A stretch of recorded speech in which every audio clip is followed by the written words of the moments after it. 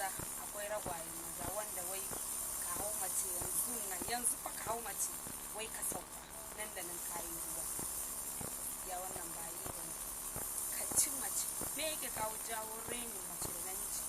Ba ka ci mace inda take so ba ne. Ka ci ta sai gindinta ya ɗau wuta tana wayo don Allah ka yi hakuri ka saka, amma wai sai ka zo kana hawa yanzu ɗaya biyu ka saka.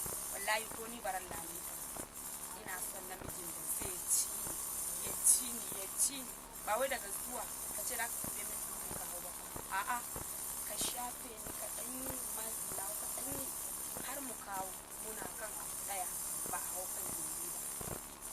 Amma wani yana zuwa kina bude wannan daki da kaman abin kirki ne yana tsawa ya fitar to me amfanin sa? Ke ya bar ki sha'awa ku mazan nan ku san mata ba kan da ku za ku dauko ku ce ku ya ishi ku su a lokacin nasu yake a lokacin su sha'awan su yake zuwa.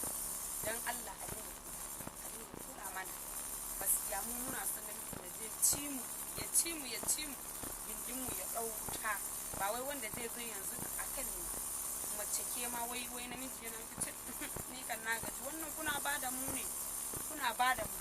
bar masa ya ci yadda ka gurin yadda ka mugu sai yayi saki. Wallahi in dai iri na ne wallahi ni fa da rabbiya ne gaskiya gura ba ta isa na dan ina rufe daki da ni da saurayi na mu biyu a daki ya ci ni in ji ya ishe wallahi muna kai mangari ba wallahi muna abu ɗaya ni